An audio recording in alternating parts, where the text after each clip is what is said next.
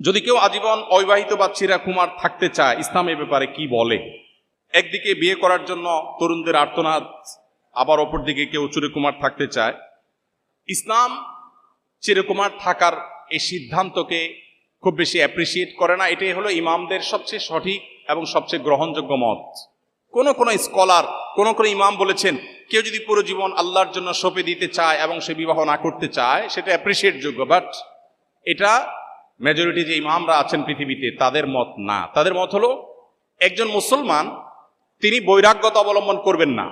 পরিষ্কারভাবে হাদিসে ঘোষণা দেওয়া হয়েছে, লা রুহবানিয়াতা ফিল ইসলাম, ইসলামে কোনো বৈরাগ্যতার অবকাশ নেই। আপনি ছালাত চট পরে থাকবেন, চুল এলোমেলো থাকবে, ময়লা নোংরা থাকবে, আপনি যেন তেনভাবে চলবেন, সমাজের বোঝা হবেন, ইসলাম সেটা বলেনি। কোরআনে আল্লাহ বলেছেন নামাজ শেষ হয়েছে বের হয়ে যাও, মসজিদে বসে তোমাকে জিকির করে সারাদিন কাটাতে বলা হয়নি। ফাইদা কুদিয়াতিস সালাহ ফান্তাশিরু ফিল আরদ, নামাজ হয়ে গেছে ছড়িয়ে পড়ো, তোমার কাজে তুমি চলে যাও। অতএব একজন মানুষ বৈরাগ্যতা অবলম্বন করবে, চিরকুমার থাকবে, এটা ইসলাম তাকে বলেনি। তবে কেউ যদি চিরকুমার থাকতে চায় এবং থাকতে পারে এবং তার নিজের এই কনফিডেন্ট থাকে যে তিনি চারিত্রিক কোনো ত্রুটিতে জড়াবেন না, তাহলে এটা তার জন্য জায়েজ বাট উত্তম না। যদি কেউ আজীবন অবিবাহিত বা চিরাকুমার থাকতে চায়, ইসলাম এ ব্যাপারে কি বলে? একদিকে বিয়ে করার জন্য তরুণদের আর্তনাদ, আবার অপরদিকে কেউ চিরকুমার থাকতে চায়। ইসলাম চিরকুমার থাকার এই সিদ্ধান্তকে খুব বেশি অ্যাপ্রিসিয়েট করে না। এটাই হলো ইমামদের সবচেয়ে সঠিক এবং সবচেয়ে গ্রহণযোগ্য মত।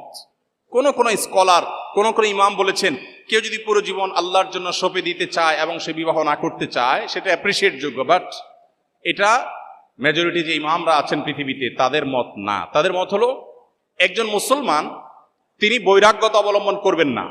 পরিষ্কারভাবে হাদিসে ঘোষণা দেওয়া হয়েছে, লা রুহবানিয়াতা ফিল ইসলাম, ইসলামে কোনো বৈরাগ্যতার অবকাশ নেই। আপনি ছালাত চট পরে থাকবেন, চুল এলোমেলো থাকবে, ময়লা নোংরা থাকবে, আপনি যেন তেনভাবে চলবেন, সমাজের বোঝা হবেন, ইসলাম সেটা বলেনি। কোরআনে আল্লাহ বলেছেন নামাজ শেষ হয়েছে বের হয়ে যাও, মসজিদে বসে তোমাকে জিকির করে সারাদিন কাটাতে বলা হয়নি। ফাইদা কুদিয়াতিস সালাহ ফান্তাশিরু ফিল আরদ, নামাজ হয়ে গেছে ছড়িয়ে পড়ো, তোমার কাজে তুমি চলে যাও। অতএব একজন মানুষ বৈরাগ্যতা অবলম্বন করবে, চিরকুমার থাকবে, এটা ইসলাম তাকে বলেনি। তবে কেউ যদি চিরকুমার থাকতে চায় এবং থাকতে পারে এবং তার নিজের এই কনফিডেন্ট থাকে যে তিনি চারিত্রিক কোনো ত্রুটিতে জড়াবেন না, তাহলে এটা তার জন্য জায়েজ বাট উত্তম না।